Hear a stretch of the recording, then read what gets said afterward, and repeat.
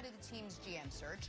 The team was somehow not all in on his preferred head coaching candidates, and now Deshaun is reportedly not returning the Texans' phone calls. But nobody does. You got a text. No one's answering calls. Guy that played with a couple of Pro Bowl quarterbacks, Brian Westbrook, joining us now. Brian, has Deshaun Watson played his last game with the Houston Texans? Good morning, Jenna. And you know what? It certainly seems like he has played his last game with the Houston Texans because there's so many things going on down there. Just a couple of them. Number one, the Texans' response to the social justice issues. I mean, players, other people around the organization wanted a much better response than they've received from Kyle McNair, and they haven't been able to get that. The other, and I think just as big of an issue, is respect. And respect is a two-way street, so it has to come from the organization and it has to come from Deshaun. And it's really on the field thing, but it's off the field as well. And just think about the things that teams ask from a franchise player. Number one, you're asked to be the go-between from the ownership, the head coach, into the locker room. And so you're asked to be able to deliver message, get guys around a central theme, and then moving into one direction. You're asked to do that. You're also asked to jump in on sponsorship meetings. Just imagine if you're a sponsor and Deshaun Watson shows up, the face of the franchise shows up to your meeting. That sponsorship meeting is going to go a lot better when you have that guy on board. And then the last thing, and I think just as important, is his responsibility in the community. Deshaun Watson has done a great job in the community. Just yesterday, he came out with a tweet basically saying, I appreciate you guys marching and protesting on my behalf, but we have to be conscious of what's going on with the COVID situation. Yeah. We have to be responsible. Let's not do that. And so Deshaun Watson has really held up his side of things on as far as the respect side and his responsibilities, his duties on and off the field. Now it was the organization's time to hold up their side of things. And I think they started by doing the right thing by saying, Deshaun, we want you to be involved with the organization as we make these decisions, as we consider coaches and GMs. But then they dropped the ball. You cannot drop the ball with your franchise guy. I can't imagine what Tom Brady would have said if they didn't consult him as far as the head coach, the offensive coordinator, or the GM, and then take his requests and the things that he has said into account as they go through these searches. It would have been, a lot of pain, a lot of misery up there in New England if that happened. Deshaun Watson is in the right here. Kyle McNair, as well as the Texans organization, is completely wrong. It's going to be hard for me to see that Deshaun Watson plays another game in Houston, Texas. Yeah, and to your Tom Brady point, B, think about this. They have a system in place in New England. What is the system? What is their approach when it comes to the Texans organization? They have none, right? We learned through Coach Eric Mangini that their offensive coordinators and defensive coordinators go hire the guys that's going to replace them because they know they're going to be gone. So when you think about that, it's just like the structure in place to give their guys the best opportunity to win. And we wonder why they win Super Bowl after Super Bowl after Super Bowl. You go down to Texas, there's two issues here. One, you talked about it, social justice issues and their response to it. Go back to 2016. This is nothing new. What did the owner say? We can't let the prisoners control the yard. We can't let the inmates control the prison. You have Dwayne Brown, who wanted to stand and raise his fist. He wanted to take a knee. And what did they say? No, you can't do that. If you do that, you're going to be out of here. Dwayne Brown continued to do that. Then he was shipped to Seattle.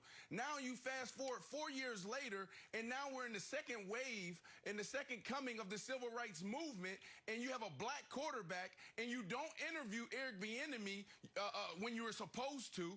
You don't have this guy a part of the process. What is there to go back to? Like, think about that. They've shown you who they are. And then from a football perspective, you don't have D-Hop anymore. You traded him away. And then you look at the defensive side, well, I really don't have help there. They're okay on offense. So if I'm Deshaun Watson, I'm looking at him like, man, this organization's a mess. This team, can we win the Super Bowl? Probably not. And I'm probably taking the same route that James Harden took out of Houston. So I agree with everything Brandon and Brian just said. So let's just assume that he has played his last game in Houston. The question then becomes, where should he go and what is his value? And if the Texans, if Nick Caserio wants any chance of having a successful tenure in Houston, the well, it seems, has already been spoiled with the best quarterback this franchise has ever had by a mile.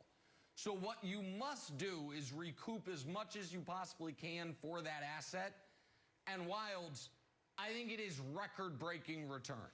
You have a 25-year-old national champion quarterback who just led the entire NFL in passing yards, despite not having great weapons, despite having his coach fired midway through the year. It is starting at 5 first-round picks, and people think I'm joking when I say this. I mean this.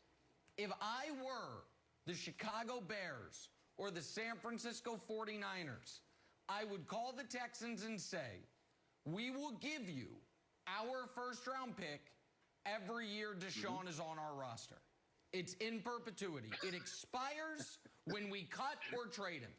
And if you want to put a sunset on that at 2029 so it maxes out at 9 picks, whatever, fine. But as long as we determine he's worth being on our roster, the tax for that is our first-round pick that year. And guess what? If a decade ago a team had done that for Aaron Rodgers, they'd have come out ahead.